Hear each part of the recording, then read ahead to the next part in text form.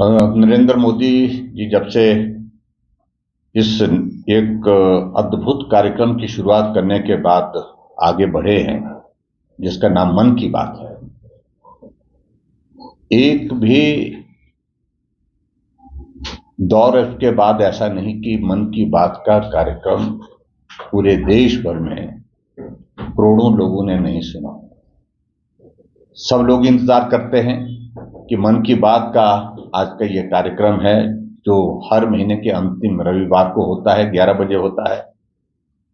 और सिर्फ बीच में लोकसभा के चुनाव के दौरान कुछ वक्त के लिए इसमें जो है वो बाधा आई थी, चुनाव आचार संहिता की वजह से, व्यस्तता की वजह से। लेकिन उसके पश्चात लगातार मन की बात का कार्यक्रम पूरे देश के लोग प्रधानमंत्री नरेंद्र मोदी जी की आवाज में सुन रहे हैं। और मुझे इस बात को लेकर के भी प्रसन्नता है कि आज भी मन की बात में प्रधानमंत्री जी ने बहुत महत्वपूर्ण पहलू पर प्रकाश डाला, और जिसमें मुझे बहुत अच्छा लगा कि जो आईआईटी मद्रास के जो रिसर्च कर रहे थे बच्चे, जो स्टूडेंट्स हैं, उनके साथ इंटरेक्ट किया और बहुत महत्वपूर्ण जानकारी भी हासिल की। और उसके साथ साथ में उन सब बच्चों को हौसला भी दी कि आप आगे बढ़ें और सरकार आपको हर तरह से आपके कार्य में, जो पर्टिकुलर जो स्टार्टअप की बात उसमें हुई और खासतौर से स्पेस से जुड़े हुए विषय को लेकर के जिस तरह से वो रिसर्च कर रहे हैं, ऐसे में पूरा मदद करेगी, ये भी प्रधानमंत्री जी ने कहा। और मैं ये भी कहूंगा कि जो प्रधानमंत्री जी का ये कार्यक्रम जिस प्रकार से लोकप्रिय हुआ है पूरे देश भर में, जिसके माध्यम से बहुत महत्वपूर्ण जानकारियां प्राप्त होती है, और जानकारियां प्राप्त होने के साथ साथ में ऐसे लोगों को बहुत बड़ा एक्सपोजर भी मिलता है जिन लोगों ने बहुत अच्छा काम किया होता है, बहुत मेहनत करके, लेकिन एक्सपोजर नहीं मिला होता, उनको पहचान नहीं मिली होती है। ऐसे लोगों को उनके काम को पहचान मिले। प्रधानमंत्री जी के इस मन की बात के माध्यम से बहुत बड़ी सफलता और बहुत बड़ा एक एक्सपोजर मिलने की जो है गुंजाइश निकल आती है, जिसको प्रधानमंत्री जी हमेशा करते हैं। मित्रों, आज इसके पश्चात हमारा जो एक अभियान चल रहा है, सदस्यता अभियान, जिसकी शुरुआत 1 तारीख को हमारे देश के प्रधानमंत्री नरेंद्र मोदी जी की सदस्यता होने के साथ शुरुआत होगी 1 सितंबर को। मैं ये कहूंगा कि भारतीय जनता पार्टी आज देश की, दुनिया की सबसे बड़ी पार्टी है,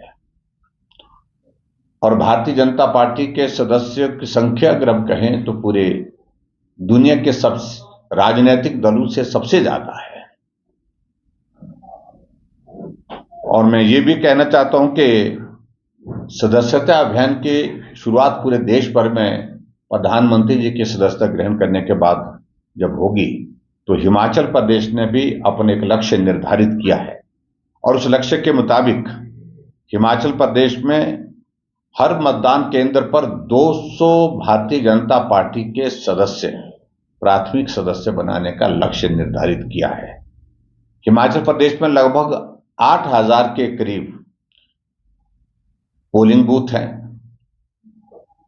और 8000 पोलिंग बूथ पर यह मेंबरशिप होगी। सभी पोलिंग बूथ पर हम मेंबरशिप करेंगे, और हिमाचल जैसे छोटे से प्रदेश के लिए जो हमने सदस्यता का जो हमने लक्ष्य निर्धारित किया है, वो 16 लाख सदस्य बनाने का हमने निर्धारित किया है, जहां पूरे देश भर में अब की बार सदस्यता का टारगेट जो रखा है वो 10 करोड़ रखा गया है। और निश्चित रूप से हिमाचल प्रदेश संगठन की दृष्टि से पूरे देश भर में अच्छी एक पहचान रखता है अच्छे कार्य करने के लिए, और उस दृष्टि से मैं सभी पार्टी के कार्यकर्ताओं से भी इस बात के लिए आग्रह कर रहा हूं, आप सबके माध्यम से, और जनता से भी आग्रह कर रहा हूं कि भारतीय जनता पार्टी के सदस्य बने, और कार्यकर्ताओं से आग्रह कर रहा हूं कि उस सदस्य बनाने में अपनी सक्रिय भूमिका निभाएं। और आज शिमला जिला के हमारी आज की ये वर्कशॉप है सदस्यता के अभियान को लेकर के, जिसमें हमारे पूर्व मंत्री डॉक्टर राजीव सहजल जी भी हमारे बीच में रहेंगे, पार्टी के सभी जिला के पदाधिकारी रहेंगे और प्रमुख लोग रहेंगे।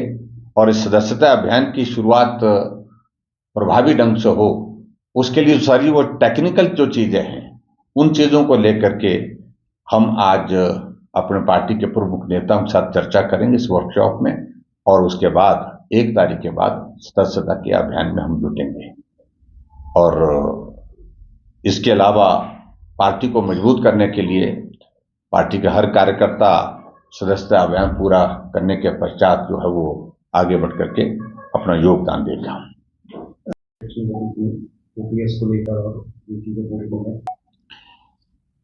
देखिए, इस बात को लेकर के मैं पहले से ही बड़ा स्पष्ट था। जब ये ओपीएस का विषय पूरे हिमाचल प्रदेश में बहुत जोर से उठा हमारी सरकार के दौरान, मैंने कर्मचारी भाइयों से इस बात के लिए निवेदन किया था, आग्रह किया था कि हम गंभीरता से इस दिशा में आगे बढ़ रहे हैं। हमने इस विषय को बहुत प्रभावी ढंग से केंद्रीय नेतृत्व के समक्ष रखा है। आप संयम रखें, निश्चित रूप से आपको निराश होने की आवश्यकता नहीं होगी। और आज मुझे इस बात की खुशी है कि पिछले कल जो केंद्र सरकार ने जो फैसला किया है, ओपीएस नाम नहीं दिया गया है, लेकिन उसके साथ साथ यूपीएस उसका नाम दिया गया है। और यूपीएस की इस स्कीम का पूरे देश भर में कर्मचारी स्वागत कर रहे हैं, अभिनंदन कर रहे हैं। और मैं भी आदरणीय प्रधानमंत्री जी का, अपनी केंद्र सरकार का इस फैसले का अभिनंदन करता हूं, स्वागत करता हूं। निश्चित रूप से कर्मचारियों के लिए ये बहुत अच्छी खबर है और इस खबर के माध्यम से कर्मचारियों का भविष्य सुनिश्चित हो गया, सुरक्षित हो गया, ये मैं कहूंगा। उसके अलावा सर देखिए, मैं समझता हूं कि पूरे हिमाचल प्रदेश में जो हालात बने हैं वर्तमान में सरकार के कामकाज को लेकर के, वो एक जगह है, लेकिन विशेष तौर से कांग्रेस की सरकार बनने के बाद मुख्यमंत्री सुखविंदर सिंह सुक्खू जी बार बार इस बात को लेकर के कहते रहे कि कर्मचारियों के हितैषी हम हैं, कर्मचारी हमारे परिवार के सदस्य हैं। आज भी उनका बयान में देख रहा हूं, इसी प्रकार की बातें तो ऐसी कर रहे हैं। और बहुत ज्यादा इस बात का जिक्र करते थे ओपीएस के मामले को लेकर के। ठीक है, ओपीएस एक मुद्दा था, उसका समाधान की दृष्टि से उन्हें कदम उठाया, उसका हमने न तब विरोध किया, न आज कर रहे। लेकिन उसके अलावा भी कर्मचारियों के बहुत सारे मुद्दे हैं जिन मुद्दों को लेकर के सरकार का रवैया जो है वह स्पष्ट नहीं हो पाया, नकारात्मक रहा, मैं कह सकता हूं। अगर कर्मचारी हितैषी है हिमाचल प्रदेश में कांग्रेस की सरकार, तो मैं ये प्रश्न पूछता हूं मुख्यमंत्री जी से, कांग्रेस के नेताओं से, आज ये कर्मचारी सड़कों पर क्यों हैं? सचिवालय के कर्मचारी रोजाना प्रदर्शन कर रहे हैं और जो कन्फ्लिक्ट जिस तरह की कर्मचारियों के बीच में और सरकार के मंत्रियों के बीच में आकर के खड़ी हुई है, मैं समझता हूं ये बहुत दुर्भाग्यपूर्ण है। इससे सरकार को भी बचना चाहिए और सरकार को बचने के साथ साथ में कर्मचारियों की मांगे हैं और उन मांगों को गंभीरता से विचार करने के बाद समाधान की दृष्टि से आगे बढ़ना चाहिए, बजाय कि हम कॉन्फ्लिक्ट के रास्ते को अख्तियार करें। ये मुझे लगता है कि आज की आवश्यकता है। और निश्चित रूप से मैं इस बात को मैं कह सकता हूं, जो भारतीय जनता पार्टी की सरकार रही, उस सरकार के दौरान हमने कोशिश की है कर्मचारियों के सारे मसलों का समाधान करने की। सब मसले समाधान नहीं हो पाते हैं, लेकिन उसके बाद समय पर सैलरी, समय पर उनकी डीए, एरियर्स और इसके साथ साथ में जो पेंशन के लिए जो हमारे जो रिम्बर्समेंट का जो पैसा था उसका हमने समय पर हमने जारी किया है। आज प्रमोशंस रुकी पड़ी हैं, एरियर्स रुके पड़े हैं, डीए रुका पड़ा है, मेडिकल रिम्बर्समेंट रुकी पड़ी है कर्मचारियों की। उन सारी बातों को लेकर के सरकार को करना चाहिए था, लेकिन मैं इस बात को देख रहा हूं कि कर्मचारियों के भी कई गुट आकर के आपस में कन्फ्लिक्ट हो के लड़ रहे हैं। एक कह रहा कि हमें मान्यता दे, दूसरा कह रहा हमें मान्यता दे। तीन तीन जो है कर्मचारियों के तीन तीन चार चार गुट बने पड़े हैं। तो उस पर मुझे ज्यादा कुछ कहने की आवश्यकता नहीं, मैं सिर्फ इतना ही कहना चाह रहा हूं, कर्मचारियों के जो जेन्युइन इश्यूज हैं, मुख्यमंत्री को बुलाना चाहिए, कर्मचारियों को उनके साथ बैठ करके बात करनी चाहिए, समाधान करना चाहिए।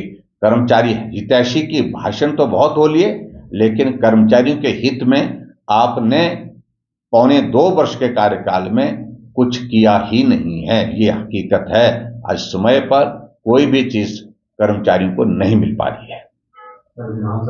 देखिए, कल हमारी शाम को विधायक दल की बैठक है। निश्चित रूप से हमने पिछली विधायक दल की बैठक में भी बहुत सारे मसलों को लेकर के चर्चा करने का तय किया है, उसमें नोटिस दिए हैं। इसमें बारिश के कारण नुकसान हुआ है वो भी एक विषय है, कानून व्यवस्था एक विषय है, और प्रदेश की जो आर्थिक परिस्थिति जो बनी हुई है, इसमें लगातार जो है गरीब लोगों के ऊपर बोझ डाला जा रहा है। टैक्सेस लगाए जा रहे हैं, चाहे वो डीजल पर 7 रुपए टैक्स लगाने की शुरुआत उनने की, चाहे अभी भी हम देख रहे हैं सीमेंट का रेट 10 रुपए और बढ़ गया। और ये बढ़ते बढ़ते ये हालात हो गए, जो पिछली बार जो विपक्ष के नेता थे या कांग्रेस के नेता थे, कितना ज्यादा बोलते थे, बहुत कुछ बोलते थे कि सरकार मिली हुई है। अब तो सरकार आपकी है, कांग्रेस की सरकार है। अभी जब से सरकार बनी है तब से 70 रुपए से ज्यादा इंक्रीज सीमेंट के एक बैग में हो चुकी है। इस पर क्या कहना है? क्यों नियंत्रण में नहीं? हमें तो आप कह रहे हैं कि आप नियंत्रण नहीं कर रहे हैं, करना नहीं चाह रहे हैं, अब आप नियंत्रण करिए। आपसे क्यों नियंत्रण नहीं हो पा रहा है? और इसके अलावा हिमाचल प्रदेश में सब जगह विकास कार्य ठप पड़े हुए हैं, और जो बारिश के कारण नुकसान हुआ पड़ा है, इस सारी चीज को लेकर के कानून व्यवस्था से संबंधित विषय हैं, इतने विषय हैं कि बलात्कार की घटनाएं, हत्याओं की घटनाएं, और उसके साथ साथ बढ़ते हुए इस नशे के प्रचलन ने तो बहुत बड़ा चिंता का विषय हमारे सामने खड़ा कर दिया। ये तमाम इश्यूज हैं जिन पर हम हिमाचल प्रदेश की विधानसभा के इस मानसून सत्र में हम चर्चा करने के लिए नोटिस भी दिए हैं, और पूरे जोरदार ढंग से पूरे दम के साथ इन सारे मामलों को उठाएंगे।